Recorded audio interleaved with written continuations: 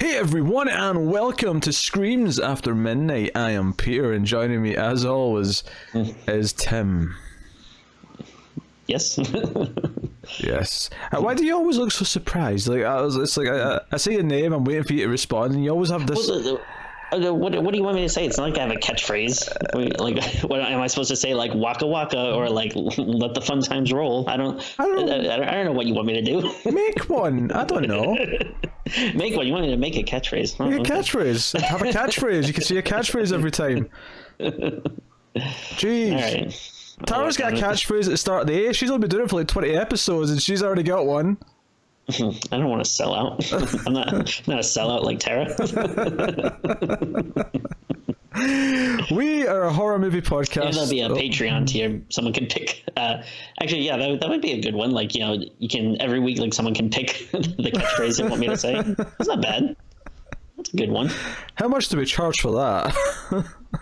I feel like a weird number, like $350. $350. Oh, $3.50. Oh, $3.50. Yeah. Yeah, but that means like one person will get it and never give it up, and they'll have control over your stupid catchphrase every week. I'm okay with that.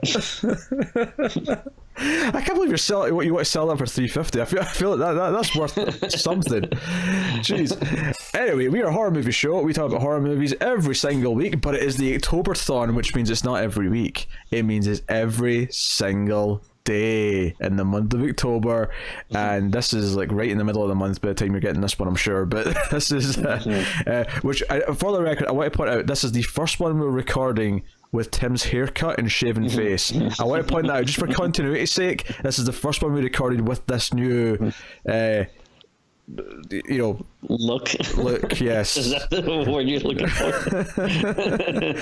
I'm not gonna lie, you got a bit of a Patton Oswalt thing almost going with this setup. It's it's strange. I don't really like going this short, but it'd been too long for too long, and maybe that can be my catchphrase. But I just need to get rid of it. But I don't know. I don't know how to communicate with the stylist, because I always say that, like, because like I'm always like, oh, like, yeah, I want it like up, like maybe like up to here or something, and like got it, and then it's like always like up to here, and I'm like, oh, all right, whatever. But I don't know. What we should say is that I don't want it to look it's just been cut. I want it to look like I've let it grow out for a couple of inches and it's just kind of shaggy. Sure. And see if they can actually pull that off. Yeah, I guess. Yeah, I don't know, because I always, when it's too short like this, I don't know. I feel like I don't know, like a reverse lollipop or something. like I have this like big bottom part of my body, and then this little skinny like head thing. I don't know. So it'll be fine. So whatever. So Tim, how was high school graduation, since it happened like a week ago? It was great until the mayor turned into a giant snake. But what a reference to the hit television show Buffy the Vampire Slayer. Oh, Tim knows how to butter me up at the start of a review. Oh dear. Yeah, so we talk about horror movies. It's the Octoberthon, and this episode, which we're now almost 4 minutes into, we are going to talk about Piranha, which is actually the first of 3 movie votes that we had, because every regular month we have a vote on patreon.com/MailFlizzTV. The $5 and up patrons get to vote between 4 films, but for October, during the month of September, that is, we put up 3 votes, one of which is for the public. You don't have to be a patron, and this was actually the public vote, which was an Animals Attack theme that had a bunch of, because it was really close between this and Bats were the 2 ones that were kind of fighting head to head. There was also Frogs and another one. Monkey Shines, that was the last one. Surprised that one didn't win. Yeah, it's classic.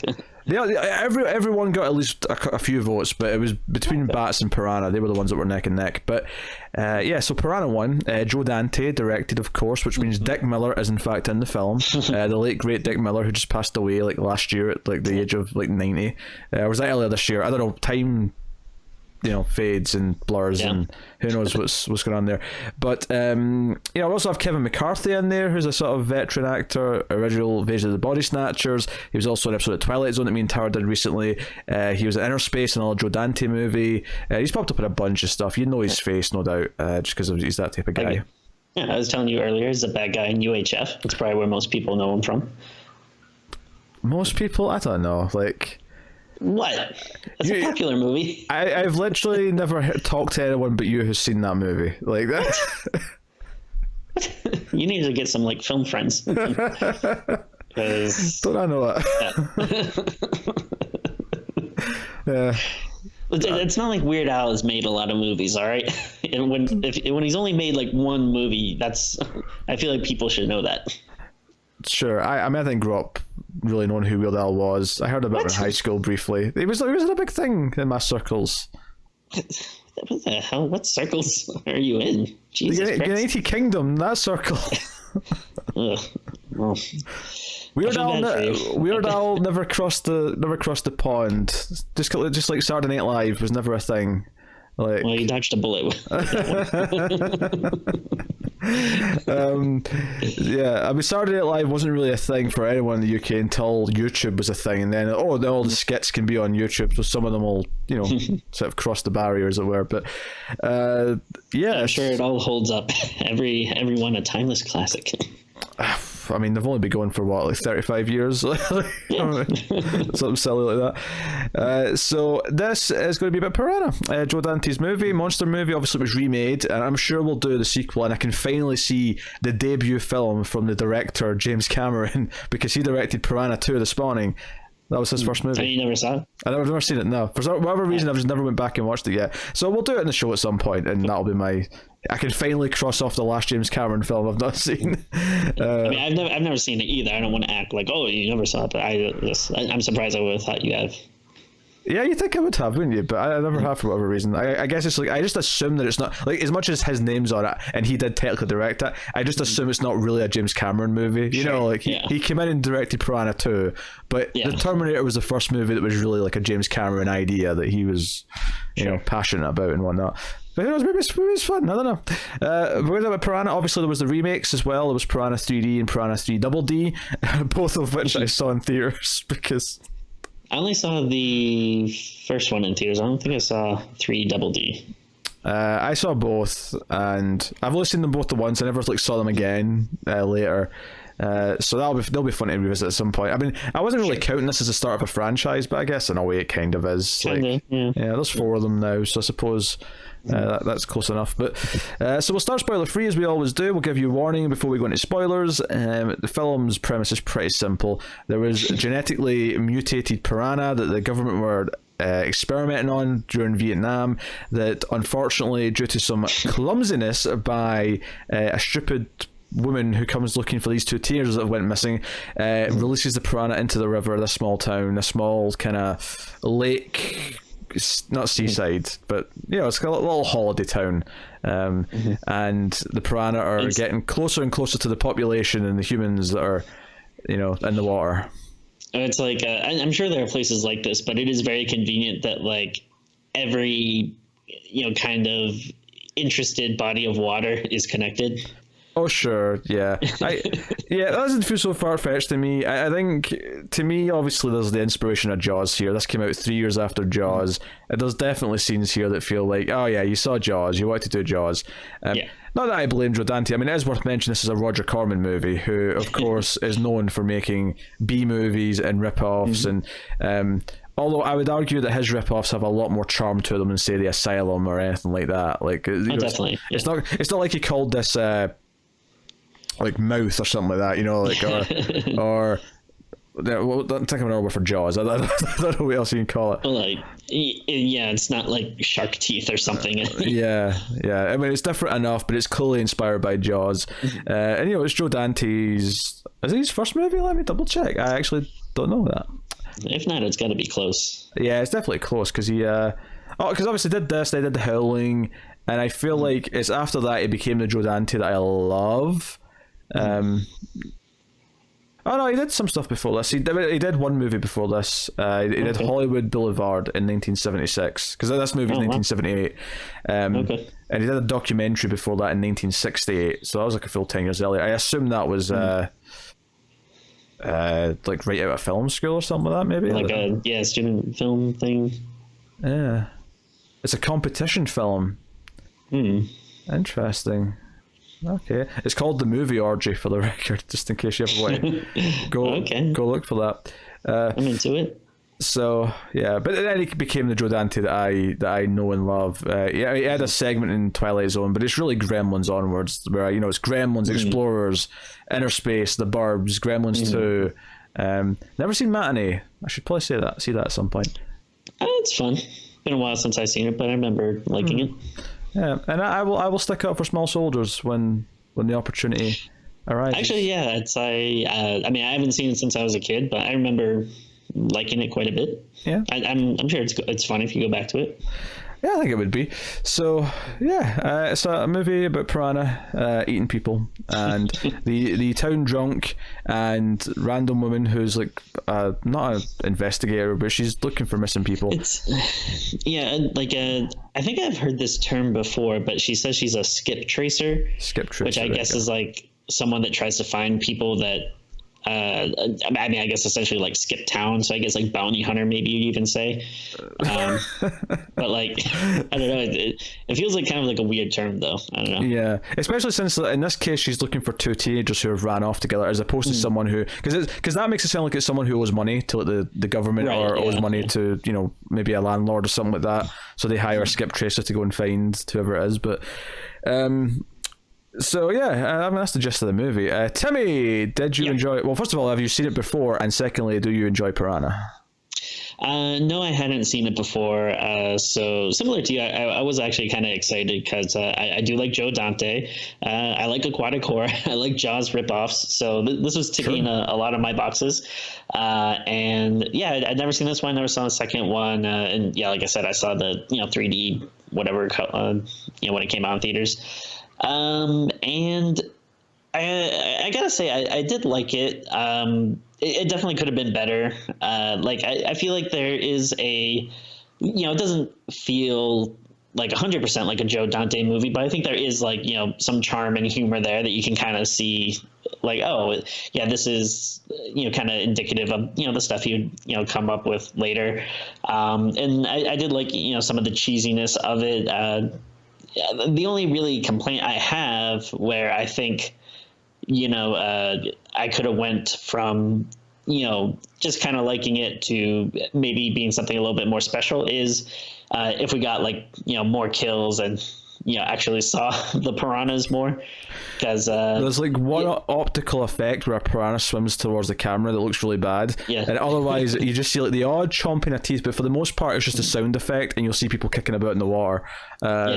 Because I do like the sound effect, and it is cool when you see them, but it is so fast and stuff. But eventually, it's kind of fun at first, and it adds a little bit to the B movie charm. But after a while, you kind of want a little bit more. Even if it would have been bad special effects or something, it would have at least been a little more fun to see than kind of the same thing over and over again.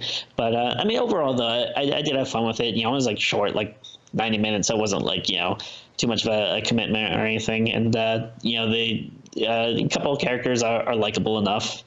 So yeah, overall I would say that I liked it. And one other thing I'll actually add as well, because I the way I saw it is I used a service called Hoopla, which I don't know if you ever heard of it.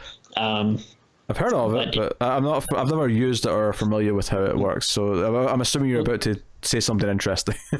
Well, actually, it's really cool. What it is it's basically a streaming service that is run by the library. So you need a library card to use it, which I actually have two library cards. There's one for a library in LA, and then I had one in Glendale, and I tried using my LA one, but for some reason it had a block on it. I don't know why. It might have expired, but I know I returned everything, so it can't be that. But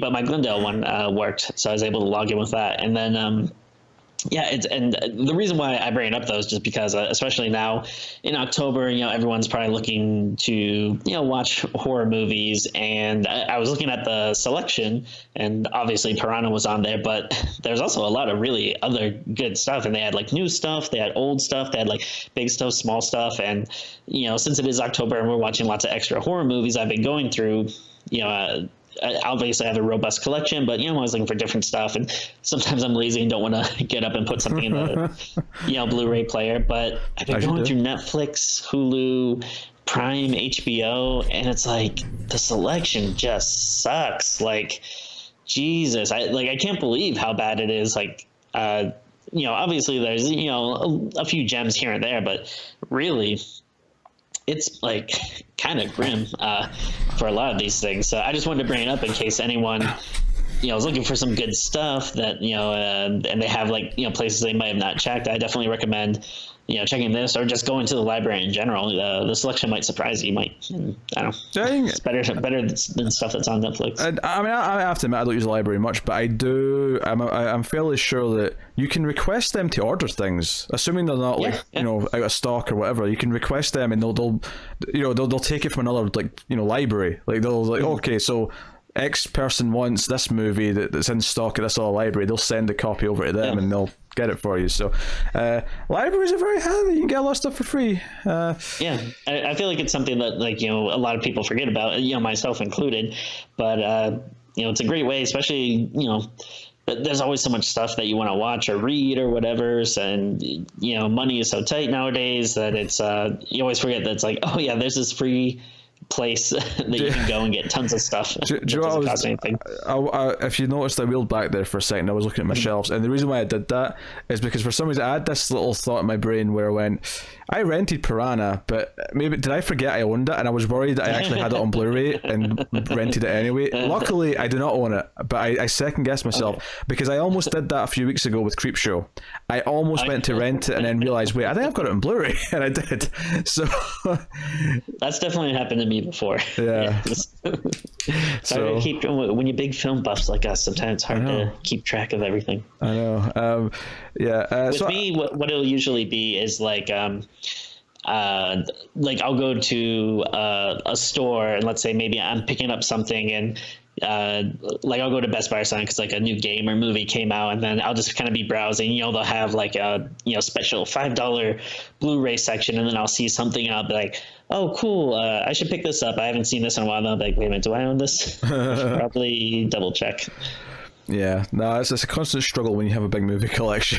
You actually struggle to remember what you already own. So I had seen Piranha before. I've never seen the sequel, and I've seen, and I've never seen, or I have seen the D and the double D. Like I've seen those ones. That's funny. The only one you're missing is 2, then. The only one I'm missing, is the James Cameron one, bizarrely. But I didn't really remember anything from this one. I don't really remember much from the newer ones either, to be honest. Outside of a couple of porn stars popping up and one notable scene with a penis in the second one. But with this one, even as I was watching it, nothing was really sort of like, oh yeah, I remember this bit now, or this is coming back to me. The only scene in the entire movie that stuck out to me is like, oh yes, I remember this bit now, is probably the weirdest boob flash scene that I have seen in a movie. because it was just weird enough that when she says a line that she says before she flashes her boobs, I was like, oh, I remember that bit now. But other than that, I don't remember anything. And I think what's funny about that scene is I definitely know I haven't seen this movie, but that scene seems so familiar that I feel like, I don't know, did I see it like on a clip from like on something else, or like did I hear maybe someone talk about it on a podcast? Because it did feel really familiar. Yeah, maybe it was in a documentary or something like that. So that was weird. I like it generally. I think the fact that I didn't remember any of it maybe says that it isn't like some classic that is super high in your list or anything like that. But it is generally enjoyable as a little B movie. It doesn't necessarily have a lot of like kills or gore, but it does have a general kind of goal of like, okay, they're going further down the river, so our main 2 characters are trying to constantly like block at them from getting further, convincing people that there's actually danger, and and I like that there's kind of like a sub boss, if you will, where it's getting to where like the kids' summer camp is, and they're in the lake there, and then eventually it's going to get to the resort where like that's where Dick Miller, the Dante regular actor, he's like the almost the mayor from Jaws, where he's not the mayor, but he's opening this resort that focuses a lot in the water. So he's like, nah, don't be ridiculous. There's no killer piranha. No. We're going to open. We're going to have people having a fun time, good time. Only for a massacre to ensue. And like Joe Dante, as much of a horror guy he is, he's probably equally, if not more, of like a comedy guy. And I think there's genuinely some, funny jokes in this. Like, the one that comes to mind, like you're just talking about the Dick Miller character. Yeah, at some point he has that kind of guy that's, constantly kind of pestering him. He always looks like, frustrated and fed up. And then, he's kind of trying to get his attention, and Dick Miller is like, what, like, what do you want? And like, he just says something like, the piranhas are eating the guests, sir. And like, that was like a genuinely like funny line. I was like, oh yeah, that's funny. And then there's a couple of lines that, don't necessarily hold up today, but I did think were kind of funny because they were so like, like, oh, that's, not really something you would kind of say nowadays. Oh, sure, yeah. There's a line where the woman character has to like take off like the cop's pants because his keys are attached to the pants, and she's like, because she's like, oh, the keys are attached to his pants, and the other guy in the cell's like, well, take his pants off then, and she's sort of like struggling to get them off because this guy's unconscious, so she's kind of pulling them off, and then from the cells like, gee, I thought you'd know how to get a guy's pants off quicker than this. Like, yeah. Whoa. all right. Jeez. And what's funny is I think I just heard some people like actually talking about this on a podcast, but one thing that I think is funny, I know it stuck out to me while watching it, is remember like back in the day, you would have scenes where like someone's pants fall down, and the joke would always be that they were like wearing boxers, and like usually would have like hearts on it or some type of design, but like that was always the go-to thing. And I feel like it's kind of the opposite now, where usually if someone's pants fall down, the joke is that they're wearing like, kind of like tighty whitey underwear or something now, which I just think it's kind of interesting. I feel like, oh yeah, that used to be a thing. Like we used to see boxers was like, hey, isn't it crazy this guy's wearing boxers? And now it's kind of like, oh, isn't it crazy this guy's is wearing underwear? Yeah, what can I say? I wear boxers. That's comfortable. Why not? Yeah, it's more comfy. Why would you not want to do that? I mean, they don't have hearts on them. I mean, I can't give you that, but like, for sure, yeah. That's what it is. Not gonna lie, some different designed ones, but you gotta pay top dollar to hear about those. So. Oh yeah. We'll do an underwear cast at some point, Tim. We'll show off all the underwear. But just have to be really far away. Have to get the webcam to zoom out to see us that way. Well, I was thinking we'd hold it up for the camera, but sure, you were thinking we'd be modeling them. Okay, yeah. So you want us to model the underwear? Okay, that's a new Patreon goal. Where was it going? You've moved on this track. Now I'm just thinking about underwear. I think there's like some funny stuff too. Like there really isn't ever like, well, I mean, I guess like stuff in the end when you have like people at the water park or whatever, that like that makes sense, but otherwise throughout the movie I kind of kept wondering like, wait, why are they even in the water? Like, or there'll be like, a scene where someone has to get in and swim like somewhere else, and I'm like, why? Like, why are they doing this? Yeah, no. There's also, I guess, I don't know if we want to save it for spoilers, but there's also like maybe one of the weirdest like things that's ever been like brought up in a movie that's just never come back. Like you see something really weird towards the beginning, and then it's like, yeah, I know what you're talking about. It absolutely has nothing to do with the movie. I'm pretty sure I know what you're talking about. We'll get to that. No, I think Dante, like you say, like he did a couple of kind of horror movies. Obviously, this and The Howling, and I feel like, I mean, Gremlins kind of as well. I mean, we covered that, so I guess we have to count it. But I feel like his actual like tone though is kind of this weird in the middle. I guess you'd say horror comedy, but I feel like it's not just that though, because it kind of extends to Small Soldiers. It extends to Explorers and Inner Space. His vibe is very much like light-hearted adventure with heart. That's very much what his thing is. And I feel like what's missing from this movie and The Howling, compared to his later ones, is that heart's not quite there. I don't feel the heart in this movie to the same extent as I do in his later films. I see that, yeah.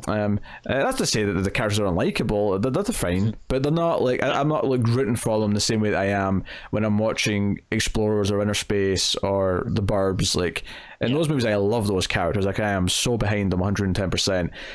Here, like, okay, they're fine characters in a B movie who are just kind of running around doing things. What I think is weird though, there's definitely like a weird thing for me where it gets to a point where I don't really understand why the two main characters are like so invested in continuing like to do things. That's true. Because ultimately there's not much they can do. And the reason why, when we get to the idea of like, how do we stop the piranha at the end, it's just kind of this thing that's pulled out of nowhere. It's like, oh, we can do it this way. It's like, oh, okay, fine. There's a lot of stuff that feels very convenient in this movie. Like, for anything to happen, it's always kind of like, yeah, in real life, it feels like it wouldn't have come to this, but in this movie, it's just like, you kind of, whatever, just go like, all right, that's going to happen now. Yeah, we just go with it. So, I won't give the spoiler warning, so we can talk about Piranha in full depth.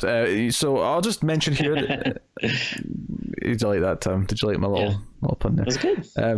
But I will tell you here before we go to spoilers, you can go to patreon.com/MailFuzzTV if you want to support everything we do, specifically here, of course, Screams After Midnight, and want to keep all the shows and episodes coming, and the supporters in this trying time that is the Octoberthon, where we're working our poor butts off. You can go to Patreon and you can support us for as little as $1 per month, and for that $1 you get access to an exclusive bonus episode every month, although in the Octoberthon you're getting 4 bonus episodes for that $1. But there's a whole back catalogue now, and you get access to those. You also get access to bonus episodes of other shows, so well worth the $1 per month. And of course at the higher tiers, $5, you get to vote on a thing every month, and you get early access and some stuff, and so on and so on. So go and have a look and see if you want to do that. But so full spoilers for Piranha. So at the start of the movie I was laughing because there's the opening scene where the 2 teenagers go in and they want to swim in this like condemned treatment plant that has a pool. I'm like, and the boyfriend's like, hey, maybe there's stuff in this water that makes it unsafe to swim in, and she's like, oh, stop, quit being a pussy, and shoves him in. And I'm like, no, he's actually kind of got a point. This isn't like a pool. This isn't some sort of closed pool you get into. This is a plant.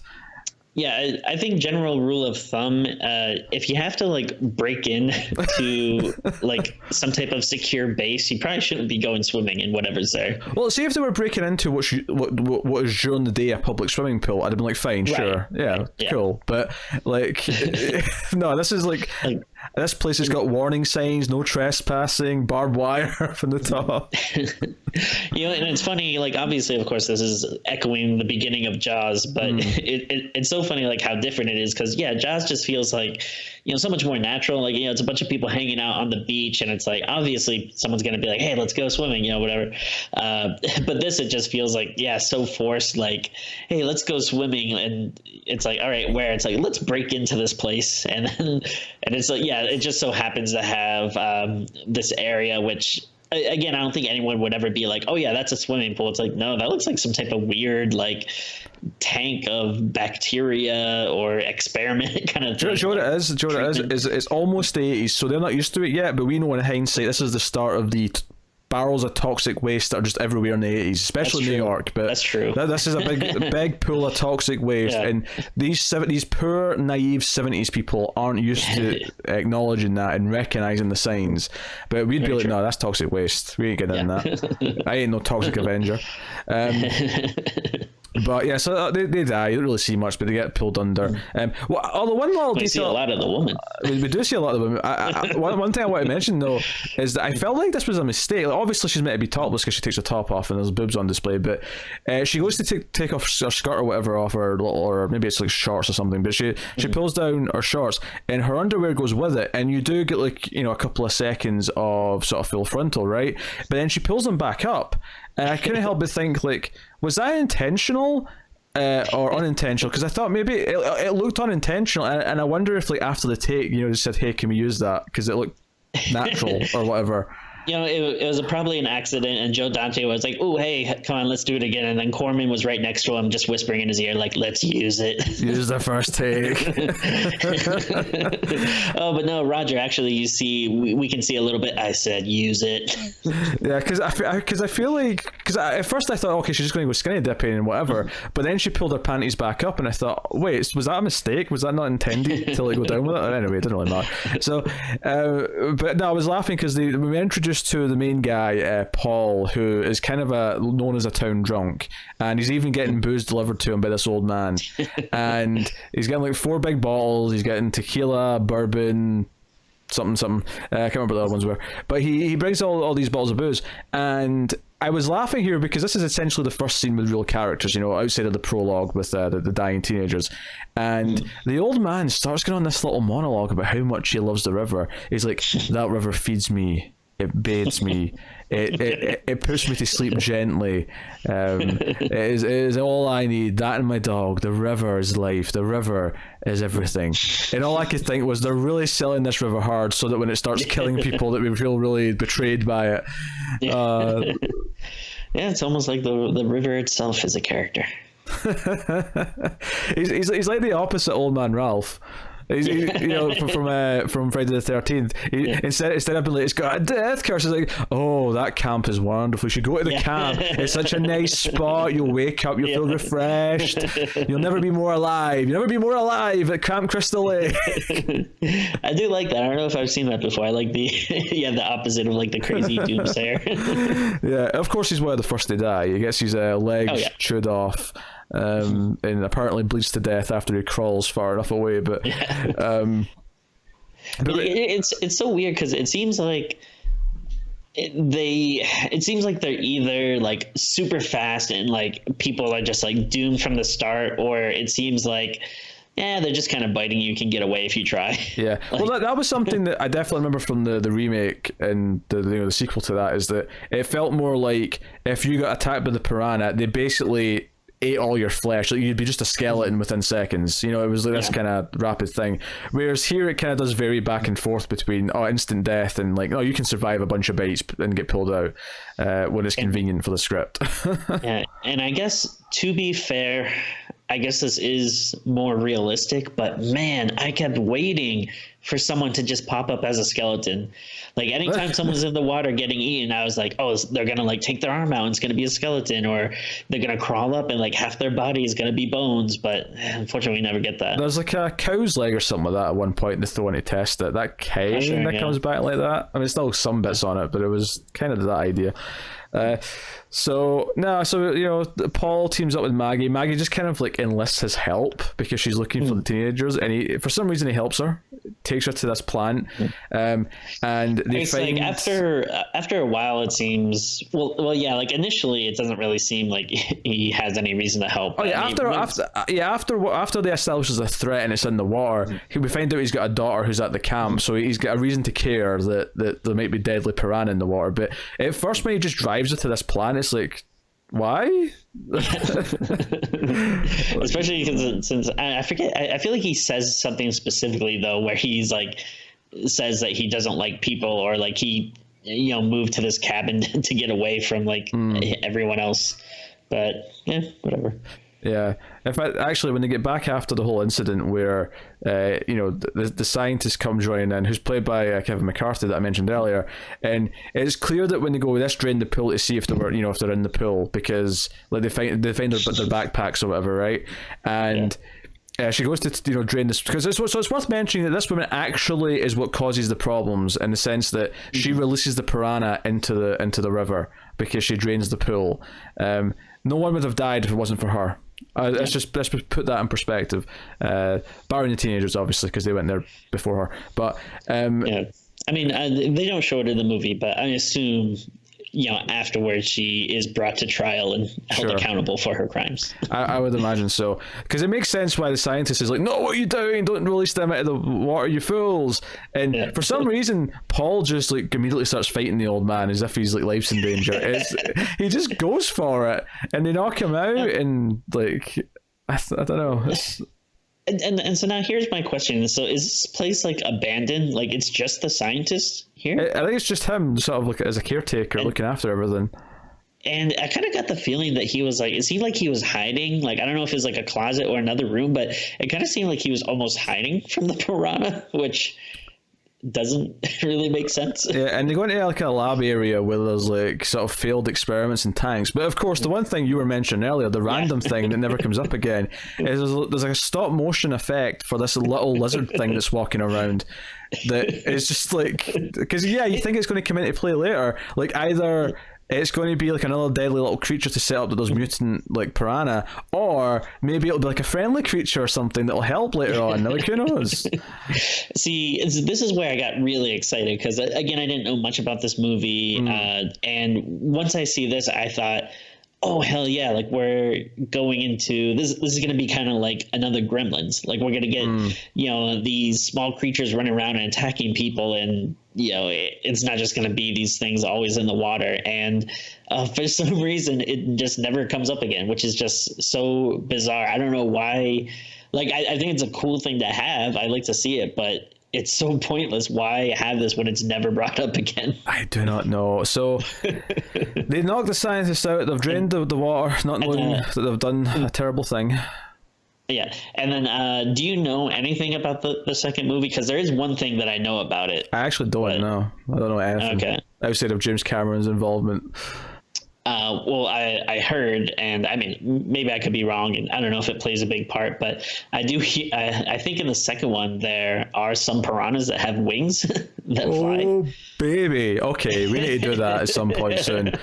I mean, I could be completely wrong, but I think I've heard that before. And that was another thing. When I saw this, I was like, oh, okay, we're gonna get more mutant piranhas like this. This could be cool, but. No, we can get piranhas with wings. We need to get on that. So yeah, there was like a little moment. To the franchise list. Yeah, there was a little moment after they're back at his place, and he's put a little blanket over himself because he's cold. Mm-hmm.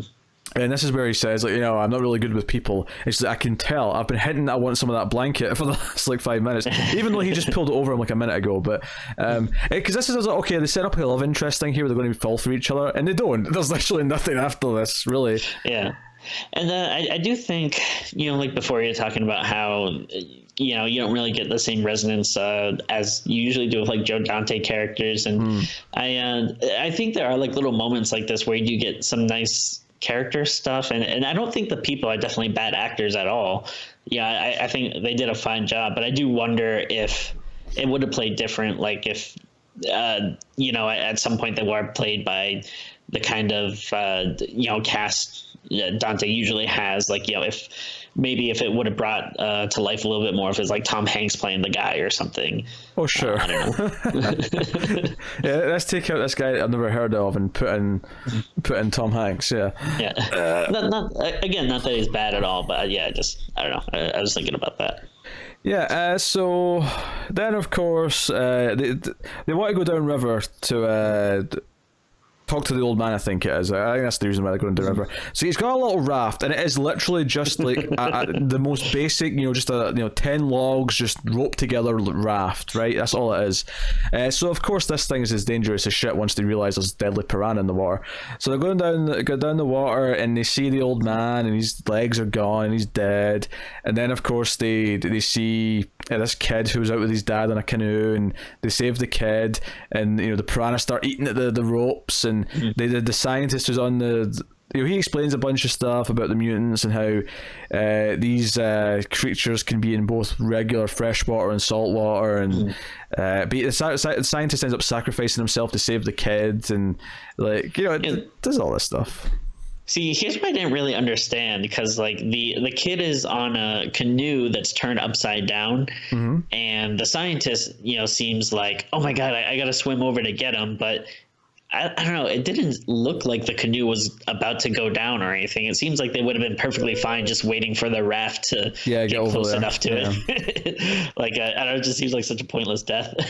Maybe he just wanted to die. Maybe he's like, I just want to go out now. I want to. That's fair. Yeah. I want to end this miserable existence that I've had. But I mean, in general, though, it does seem kind of like, why are they on this raft? Like, I forget if they say how far it is, but I feel like I think they said walking would have been just as fast. I think they said it was much quicker going by river than it was by road. I think that's what they said. Okay. But I don't. I mean, maybe the scientist that knows what's going on might have had a little bit better inkling. Correct me if I'm wrong, but like, it's not like rivers change direction. They wouldn't be able to come back up river this way. I don't think so. Yeah, they'd have to make another way back, but yeah, that's here or there. Neither here nor there. So basically, after they've dealt with all this, there's a whole scene where the raft is falling apart because the piranha are chewing at the ropes. And it's one of those things where the editing really cheats a lot, because it feels like the raft should have broken apart completely within the first 10 seconds, but it keeps lasting forever as they're like just sort of like dangling onto like 3 logs left. But they eventually get to safety on land, and it becomes this race to get to the dam, because apparently every day at this certain time the dam is opened a little bit to keep the lake where the kids are playing topped up, because it's otherwise drains, I guess, naturally. So it's this race to get to the thing, and I actually didn't think he was going to make it for obvious reasons, because like, well, the movie has to keep going, but it does make it. He stops him from opening the dam, and that's when, like, you know, this army like colonels brought in, which actually I'm going to mention this now while I remember. Later on, when the parks opened and they're all there, and the colonel's there, this like sort of middle-aged like fat woman is like, oh, general, like, it's nice to see. He's like, oh, it's colonel, and she's like, oh, still, why is that? I was like, oh, it's just politics, ma'am. And as soon as like he turns around, he's like, oh, what a cow, or something like that. He calls her a cow. But what was funny though is that as soon as he says that and walks forward, she's still right behind him. And I'm like, she would have heard that. Yeah. She would have heard that. We did. Oh, dear. And it's a bit of an overreaction. Yeah, the army like clearly know what's going on, even though they don't admit it at first. There's this woman who's kind of an evil scientist, and I say evil because at the end of the movie, when everything's happened, and the last scene's like her like being interviewed, and she's like, oh, none of them could have survived the pollution that kills them all, and even if a few did and they got out to the ocean, they wouldn't be able to survive in the salt water. But we know that's untrue. We know that they can survive in salt water because that's where they were in first. And it's like, oh no, she's like almost happy they're out into the world, that she's happy that the piranha are going to go wreak havoc. If this was any other type of movie, like a slasher or like a supernatural possession movie or something, you would have thought, oh, this woman's possessed, or she was the real killer all along. Yeah. Like the way she's talking is so like menacing. It's kind of funny. Except we know for a matter of fact that the circumstances upon the piranha's release was completely accidental and just happenstance. But yeah, so they actually get held overnight in a tent because they don't want a public scare. They want them to not tell anyone. And this is where we get okay, we have to get out of here and go and like get to my daughter kind of thing, right? And he's like, hey, go and distract the guard outside so that I can get out and not, you know. She's like, no, I'm coming too. It's like, okay, fine, but you still have to distract him so we can go. And there's this weird line of thinking here where he's like, I don't know, just flirt with him, you know, come on to him. And she's like, all right, but what if he's gay? He's like, then I'll flirt with him. Like, that was his response, which is actually mainly amusing. I'm not gonna lie, but she gets outside and she's kind of trying to flirt with him, and it's just it's going horribly. Yeah. You know what that joke feels like? It kind of feels like maybe people were just learning about gay people. Like, you know, it kind of feels like the mainstream. Yeah, I know what you mean. Like, yeah. It was like, oh, hey, like, have you heard about this thing? Like, some people are gay. Maybe we can make a joke about that. I do feel like I don't think it doesn't feel like it's definitely dated, but it doesn't really feel like it's trying to be like hurtful or anything. Yeah, like, it doesn't feel malicious. It feels like just the joke's more about. Yeah, it's like kind of how incompetent they are and like at this. Yeah.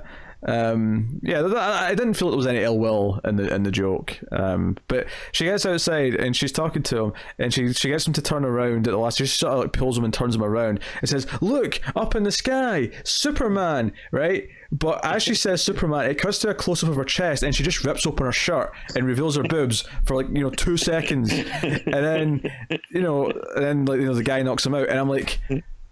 Well, the boobs necessary? Like you yelled, "Look, Superman," and he looked up. In fact, you made him look up so that he's not looking at your chest. So I don't. What purpose did the boobs serve? I don't. And I like that I kind of like that the guy. Yeah, and it's not like he. It's not like he's like a sleazy guy. It seems like he's like surprised by this. Like he's also like kind of like, what the hell? And I do like that. The woman too, like it's not really done in like a like seductive way. It is in like kind of a funny cartoon way. So I do actually think it is kind of funny. Oh yeah, no, it's like her attitude isn't like, oh, I know how to be seductive and seduce a man. It's she's like, wait, what? I've never, like, how do I seduce someone that's a stranger? This is weird. Yeah, I can't do this. Yeah, which almost makes the boobs feel like a weird tacked-on pervy element where they don't need to be there. Like, it's funny enough with her just saying, "Hey, look, Superman." But yeah, that's probably Roger Corman again. Oh, for sure. Yeah. It's probably a body double as well because you don't see her face. I'm almost willing to bet you money it's a body double, but. Yeah, so they actually get picked up by a cop before they can get anywhere, and they end up spending the night in the jail cell, which leads to us with her like knocking the cop out to steal his pants so they can get out, and they take a cop car and they get to the summer camp, and there's like a little subplot throughout this, which I've not mentioned yet. And I almost feel like we should have spent more time in the summer camp getting to know the counselors and stuff to make it feel more like a kind of build up to caring about these people outside of just his daughter, who is kind of like scared of the water and thinks that something will be in there to eat her. And sure enough, there is, but it is kind of irrational in that sense. But the main running theme here, other than the fact that she's like scared to go in the water and she's asking the nice counselors to, hey, can you like get an excuse for me so that I don't have to do this stupid like water race that's happening. But there's this one counselor who's a complete dick. This guy with a beard that everyone hates, where even the counselors are like playing darts with his photo, and he's like, "No, you need to be brave. You need to have cojones to go in the water, you little bitch." Like that's basically his attitude, and he, he's constantly berating everyone. He's Mr. No Fun Allowed. Like even the other counselors like try to hide things from him because he's a nightmare. And when the main guy like phones him, he managed to phone him before he's like on his way there, and he says, hey, don't have the kids go in the water, there's deadly piranha. And he's like, oh sure there's deadly piranha. So there's a great moment after the whole chaos when just when the dad's arriving and the piranha are attacking. Now admittedly it's a bit unrealistic that only one kid gets killed in this. Like really there should be tons of dead kids based on what we've seen, but they're all flailing around. A lot of the kids have got injured legs and bloody arms and stuff, but there's this one dead kid that's like got like a jacket draped over them, and the horrible bearded guy just looks up at the main dad, and he looks back at him like, you should have listened to me, kind of thing. And I'm like, why is the bearded guy not dead? Like they made you made us hate him. Like give us a nice grisly death. Come on. Oh, totally. Yeah. This is horror movie 101. Mm-hmm. And like obviously it does sound kind of weird if someone calls you up out of nowhere and says, hey, this fish that's never around here is all of a sudden here and it's dangerous. But when you are running like a camp full of kids, don't you think just to be on the safe side, be like, all right, it's probably a crank call, but maybe let's have everyone come in and like double check the water just to make sure. Yeah, or even just lie and say something that sounds more realistic for the area. Like, I don't know, like, I mean, this is Texas, so I don't know how realistic it is, but, say there's an alligator, like, in the river or something like that. Like, say something that's... There's some type of, like, fungus or something that's, going around infecting people. Some type of germ disease or something, I don't know. Yeah, so yeah, I mean, one of the things that the movie maybe doesn't have worked too well for it is that this scene where they're attacked in the water as the kids, and then later when it's at the resort, they're very similar scenes. It's a lot of people kicking around in the water. It's people try to get to small boats and try to like drag themselves out of the water and things like that. They're two very similar scenes. Yeah, and then like we were saying earlier, like ultimately it's not, the first couple of times you see it, it's fine, and I do like the sound effect that they make and everything, but after a while it's just so much the same thing, and so much of like, when you're not really seeing anything, it just gets very kind of boring and repetitive. Yeah, the awful colonel who has a weird like financing deal with the guy who runs this resort with Dick Miller. He's like a secret partner. He's like being awful because they're on this little like raft thing. There's just like a proper raft with like walls and stuff. But there's a clear sign at the start when they first get on it. It's for 18 people. So when the attack starts, all these people are trying to climb onto it, and he keeps pushing them off out of the water. You're going to make us tip over, so he's pushing people into the water, but then he trips and falls. So he gets the awful grisly death. Perhaps even more deserving than the other guy, but so here's his comeuppance. So, but see, when like the main two characters showed up, I was like, well, what are they going to even do? Like, they can't really save anyone, really. But they get in a speedboat, and their whole plan is to go to this place nearby, this like, I don't know what it is, some water treatment facility, and pollute the water to kill the piranha. And he tries to strip like a rope to him and goes down, and he's got like 100 seconds before his breath runs out. He's like, if I don't get up in 100 seconds, just bolt it. And he's actually been like attacked by piranha at the end of this as he's turning the lever. So he succeeds in what he's doing, and he only survives because she like drives the boat off, and he comes like zooming with her to save him from the piranha. There is one scene with like a jet ski, kind of not a jet ski, like there's a guy skiing, the back of the boat, I don't know what you call it. I think that's is that not jet ski? Well, a jet ski is like the you know, it's like The vehicle? The vehicle, yeah, that's a jet ski to me. Water skiing? Water skiing. Yeah, it's just called water skiing, probably. There you go. Yeah. He's water skiing, and he passes like a dead body, and he's like, whoa, something's going on here. And he's trying to communicate with the two women who are in the boat, and they start slowing down, but he realizes there's something in the water that's going to eat him, and the only thing that's saving him is the fact that he's above water because he's skiing. He's like, no, speed up, speed up, speed up. So there's a whole scene like that, and they do arguably that's one of the sort of things they do better in the remake, because you know they've got effects and stuff, and they can do more grisly things with these ideas. But and eventually that speedboat or whatever that's in like crashes into another one and explodes. Yeah, it's a really over the top explosion. Like as soon as the two boats touch each other, it's just like boom. I'm like, okay, what were they carrying? Nitroglycerin? Like what was in those boats? Yeah, I don't like I'm sure like you know a fast impact like that is probably going to do damage, but I was like, will that really cause an explosion? Nah, it seemed a bit much, but that's just a bullshit movie explosion, and you know it. Joe, I thought I recognised the evil scientist lady, who, you know, one at the end, who sounds like Barbara Steele. She was in Shivers, the Cronenberg movie, which we've not done, but I'm sure we will at some point. Oh right, yeah, we did Rabid, right? Yeah.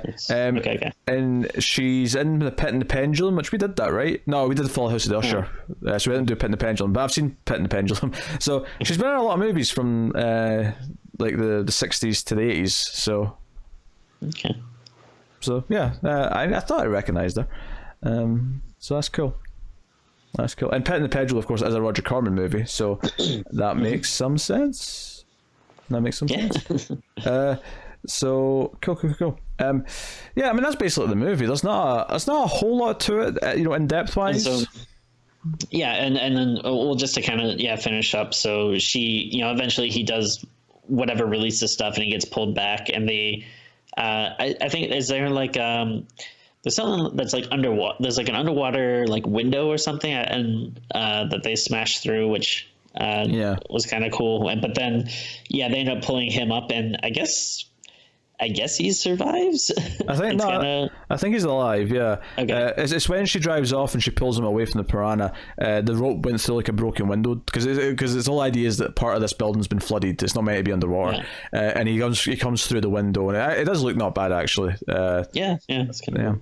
So it's a pretty decent B movie. It's not one that I think is like up high in the list. It's not the funniest types of characters, and it's not got like great gore or anything like that. It's kind of middling on those things, but it's very solid in kind of a dependable way where it's like, okay, the characters are likable enough, and the movie's threat, it works well enough, and there's some actors in there that are nice to see. Obviously Dick Miller being the main one for me, but it's it's a fine time. Also, Dick Miller never looked young. Like this man only passed away. I mean, he was like 90 when he passed away. Admittedly, he lived a long time, but this is like 40 years ago, over 40 years ago, and he still looks like he's already pushing 50. It's kind of funny. Yeah. Which again, I guess is true because he lived to 90, so I guess he is pushing 50. But like you know what I mean? Like in later movies, he would still look the same age. Yeah, he looked the same for basically every movie I ever saw him in. So that's what it is.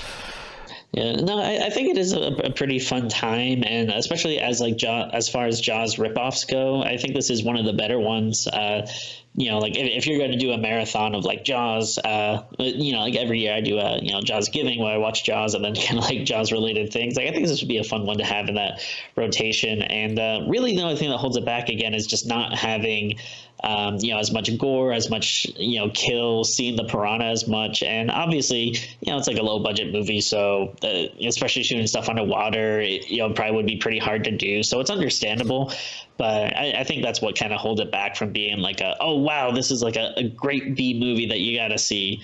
Instead, it's like you said, it's a reliable, like fun enough, but unfortunately, there's not enough there to kind of put in that upper echelon of like, really like cult classic kind of thing. Yeah, it's a pleasant enough movie. It's not super memorable, but not a bad watch. So, with that said, Timmy, what would you rate this bad boy? I think we're gonna give it a 6. Yeah, because I mean, well, not to repeat myself, but basically like what we just said, there isn't enough to kind of push it up there for a little bit of a higher score. But 6 always isn't bad. It's again, there's enough there, and it's watchable, and it's not super long. So, and you can get it free at the library. How great is that? But so I am actually happy, that we did this one. Obviously, I would have preferred Monkey Shines, but this one though, this was fun. I was glad to watch this and kind of check it off my list, and I'm excited to watch the other ones. Especially the second one. I'm looking forward to that. Yeah, I wasn't planning adding another franchise to the list, but I mean, it's a shorter one, and we're about to finish a couple of them, so it's fine. It's fine. Yeah. No, I actually agree with the 6. I think the 6 is a perfect score for it. I think it's enjoyable enough, but it's not like a great movie or anything like that. So, if you like these types of B movies, I think you'll get some fun out of it. But it's not going to be one that you have high up in your list of all time or anything like that. So. There you go. That is Piranha. And we, of course, should remind you of a couple of things before we go. We should remind you, now this is going up soon, I think. This is going up in a few days' time. So there is still time, because the deadline is the 20th of October to submit your top 25 or top 50, if you want to go with all 50. You can submit your top 50 horror movies of all time to mftvquestions@gmail.com. And this is a sort of vote, as it were. Your movie at number 1 will get X amount of points, number 2 will get less points, and so on. And there'll be a results show towards the end of the month where me and Tim will reveal what the top 50 horror movies of all time are as voted for by you guys. So October 20th is your deadline, so it's coming up soon, so send in your lists and you can do that. And we should also remind you that on the October 21st, the very next day from that deadline, we're doing a live stream called Streams After Midnight. It'll be myself and Tim, and we will sit and talk to you guys. Be in costume, talking to you guys. Will you be in costume? We will be in costume. I never agreed to jack shit. Don't roll me into this. But yeah, so we'll be live streaming for a few hours. A couple talking to you guys, and then a couple doing a live movie watch of Pieces. So Monday, 21st of October, should be fun. That is 6 p.m. Pacific, 9 p.m. Eastern, and 2 a.m. UK time. So clear your calendar and join us for the live stream. I mean, you can watch it afterwards. It'll be there to watch after it's done, but it'd be more fun if you actually come and talk to us. Yeah. So look forward to that. Otherwise, though, I mentioned Patreon already. You can go check that out. And it is worth mentioning that live stream could be a regular monthly thing. It should we hit a certain goal on Patreon. So go and have a look. You can like and subscribe. You can support us by rating the podcast on Apple Podcasts to give us a nice 5-star review. Helps more people find us in the future. They'll recommend us out more. So go and have a look at that and see if you can help us there. But otherwise, like, subscribe. Let us know what you thought in the movie in the comments and all the other things. And it is the October-thon, so we can expect another episode tomorrow. But once again, thank you very much for joining us in this, the holiest season of the year. The season of scares and gore and spookiness and season of the witch. The season of the witch. Very good. Happy Halloween, Halloween, Halloween. Happy Halloween, Silver Shamrock. That is a reference, of course, to Halloween 3 Season of the Witch, because Tim set it up. So best Halloween movie. I don't know if I can get behind that, Timmy. Ain't no other Halloween movie that got Tom Atkins, so I mean, I do love Tom Atkins, I do, but no, I can't get behind it. Halloween 1, baby, all the way. Not only is it the best Halloween movie, it's the best horror movie of all time. I don't think there's any movie called Halloween 1, but don't be a dick. Don't be a Brahms. You've been such a Brahms right now. But that is us. So thank you once again for watching or listening. We always appreciate it. Keep watching scary movies, guys, and we will see you next time.